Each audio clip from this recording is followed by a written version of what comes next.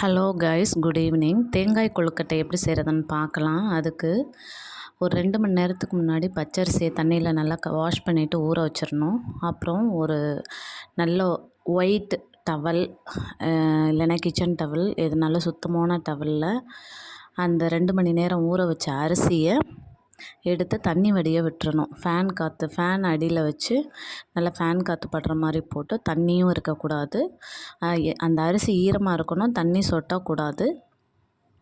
அந்த மாதிரி நல்லா அந்த அரிசியை ட்ரை பண்ணிடணும்.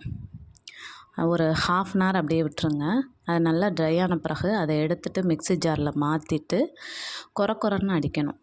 கொரன்னு மிக்ஸி ஜாரில் போட்டு நல்லா அடித்து அது ஒரு பெரிய பாத்திரத்துக்கு மாற்றிட்டு, ஒரு ஃப்ரெஷ் தேங்காய் எடுத்துக்கணும். அதை துருவி வச்சுக்கணும். தேங்காயை துருவி தான் வச்சுக்கணும்.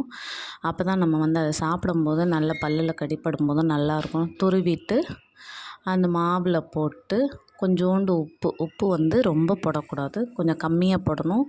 உப்பு போட்டு தேங்காய் உடைச்ச தண்ணி இருக்கும்ல, அந்த தண்ணியை கொஞ்சம் கொஞ்சமாக தெளித்து சப்பாத்தி மாவு கன்சிஸ்டன்சிக்கு நம்ம அந்த மாவை கொண்டு வந்துடணும்.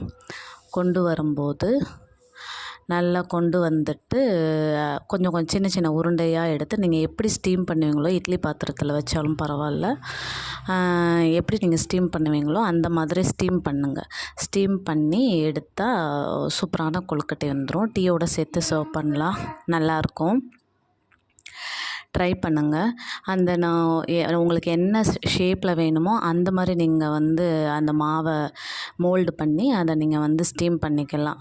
நான் கொஞ்சம் டிஃப்ரெண்ட்டாக சின்னதாக பெருசாக அந்த மாதிரி பண்ணியிருக்கேன். அதுக்கப்புறம் அதை எடுத்து அந்த மேலே குழி மாதிரி இருக்குல்ல, அதில் ஒரு நாட்டு சக்கரை இல்லைன்னா வெல்லம் ஏதாவது போட்டு சாப்பிட்லாம். ரொம்ப டேஸ்ட்டாக இருந்துச்சு. ட்ரை பண்ணுங்கள். Thank you guys.